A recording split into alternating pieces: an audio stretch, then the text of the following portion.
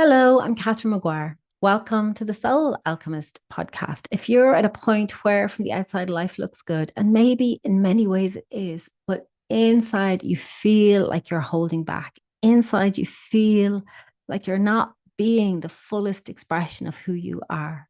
Or maybe you're wondering, why am I here? What's my purpose? Well, the good news is you're in exactly the right place. The Soul Alchemist podcast is a weekly invitation to get below the noise of your mind so that you can listen to the voice and the wisdom of your soul and receive the clarity and practical tools you need to live your most purposeful, fulfilling, and joyful life. Each week, I draw on the ancient wisdom of the alchemists, shamanism, psychology, and nature herself to guide you to remember who you truly are and step fully and gloriously into your goal. Welcome along today. Thank you for stepping into the alchemist cave with me today. It is so lovely to have you here. You're very welcome. Last week, we were taking a look at more about stepping into your more, listening to your more, and more being the voice of your soul that was calling you to expand into the fullness of you. And we deconstructed more. So we looked at the part of you that can be looking for more from a place of lack or a place of not good enough. And also how more can be quite charged because maybe you grew up in a house where it was thought bad or to ask for more, put the family under stress if you ask for more, whatever that was, more food, more clothes, more toys, whatever it was, or that more maybe if you was greedy or selfish. So we spent some time on that last week with in relation to like that calling, answering that calling for expansion that lives within you. And I'm so grateful to everyone who got in touch with me and reached out and said, where they were in relation to their more. It was lovely. It was lovely to hear from people all around the world who had complicated relationships with more, or who said to me, I never thought to look at this before. And wow, it's really opened up something inside me. And for many of you, it also opened up some alchemy points, where there was some inner work to be done. And that's fantastic. That's really fantastic. So thank you for getting in touch. I do love to hear, if the podcast lands. I do love to hear if it speaks to you. So I'm always delighted when you get in touch. And today I want to take the next step on that journey. So as I said, last week we were looking at more as that call from your soul, that call to expand into who you fully are. But then that posits the question, well, how do I do that? So today I want to give you the kind of the map of the terrain. And then over the next few weeks, I want to guide you through that terrain. Okay. So the map of the terrain looks like this. When we are at a point of growth, a point of transformation, a point of expansion, or maybe you're at a pivot point where you really want to, shift your life in a whole new direction. Often what we do is we look to the past to create our future. And there's nothing wrong with that. We live in a logical, linear, materialist world. And that's how we've been taught to think, A plus B equals C. So if I do this, I get that. And there's a reason for that, that's the known. If we look to the known and repeat the known, then, we save a lot of time and energy, have to figuring out new things. But the problem with that when it comes to creating a new life chapter is if we, repeat the known, your past will become your future. It won't be any different. So if we want to do something different, if we want to create a new life, you want to pivot, or we want something that we haven't had before, we have to step out of the realm of the known. And that can be a bit difficult because the known is familiar, it's habitual, it's a well-worn path, So, and there's payoff. Like if I get into my car, I'm very grateful that I know how to drive. I don't have to learn how to drive every time I get into my car. So the known does serve us. But as I say, then the thing with my car is that, well, maybe I want to use that to explore, use my ability to drive to explore somewhere that I haven't been before. All right. So it's how to draw on the wisdom of the known, but not be limited by it. And that is where we take a shift. So we move from the known and a willingness to go into the unknown. Okay. I'm willing to go somewhere I haven't been before. And you can feel that, in your chest, that, or in your body, maybe. It's like, oh, okay, I feel a bit of fizz, I feel a bit of expansion. Maybe I'm a little nervy, maybe I'm a little unsure. But unless we're willing to go into the unknown, our future will play out exactly like our past. And I can guess if you're listening to this podcast, that's not why you're here.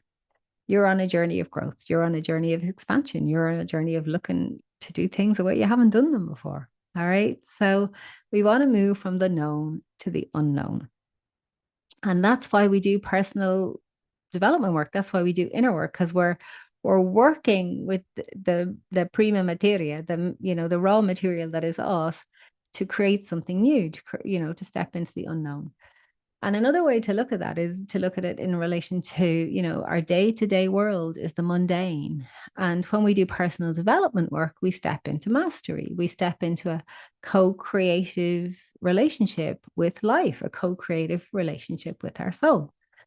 But that's not the final step. There's another point of call on that map. So what I want to offer you today is to start to think about this a little differently. So to move from the known to the unknown.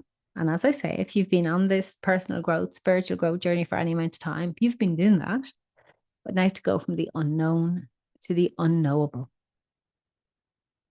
Notice what happens in your body when I say that. Is there a little jitter? Is there a little inner child that's going, ooh, this is exciting? Or is the part of you that likes control, is it starting to freak out, go, no, unknowable? No, thank you very much. All right. So, and it's not judgment, just get a little benchmark for where you are. So from the known to the unknowable, or from the mundane to mastery, where you've been co-creating with life, into great mystery, where life creates through you. And again, feel that it's a much more open, more expansive state. And the thing is, the unknowable, great mystery, that is where nature hangs out. That is how nature works. So if you think of a leaf on a flower, a leaf on a plant, a leaf on a tree, a leaf, in effect, is a solar panel.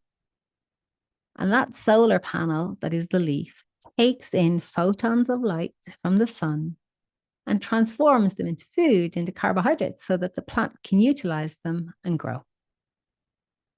That leaf, that solar panel, is 100% efficient. And the other amazing thing about that is it creates no waste. It doesn't create any pollution. There's no environmental fallout. That little leaf that is a solar panel, or that big leaf that is a solar panel, is 100% efficient and creates no waste. And when that leaf reaches the end of its life, it falls to the ground, turns to compost, and becomes a nutrient for the plant and for the ground. So there is a closed cycle there. A 100% no waste closed cycle. Amazing. And that exists in nature. Us humans, we make solar panels. In making the solar panels, we create environmental waste. The solar panels we make are not 100% efficient, and their efficiency diminishes over time. And then when they cease to be efficient, we have to do something now with those solar panels that creates more environmental waste. So we cannot do what a leaf does. Despite all our wisdom, our brains thinking we're at the top of the food chain, all of that, we are not as intelligent as that leaf. We are not as intelligent as that plant. We are not as intelligent as nature. But nature works from the realm of the unknowable. Nature works and is totally embedded in the great mystery. Scientists can't figure out how a leaf does that, and they sure as hell can't replicate it. So where I'm asking you to step with me on this journey of moving fully into yourself is to step into the realm of nature. This is how the universe works. This is how the cosmos works. This is how life itself works. It's expansive. It's unknowable. It's great mystery, but it's amazing. And it's a source of infinite intelligence if we're willing to commune with it, if we're willing to dance with it and allow it to teach us and show us. And the kind of the special sauce that allows us to be in relationship with the unknowable, be in relationship with great mystery, The special sauce is trust. The special sauce is trust, because you cannot be in a state of control. You cannot be in a state of constriction. You cannot be in a state of hustling, forcing, pushing, and be in right relationship with the energy of the unknowable, with great mystery. Instead, you have to be in a place of trust, of softening, surrender, to allow the great mystery, to allow the unknowable to move through you and guide you to where it is you desire to go. You can't control the outcome. You can't force it. You can't say X marks the spot on this map. But if you hold the desire in your being, the true desire for more, to be your full expansive state, great mystery, the unknowable, will come through you and move you to take you there. And that requires trust and allowing yourself to be in a state of flow. So what I want to offer you today is this.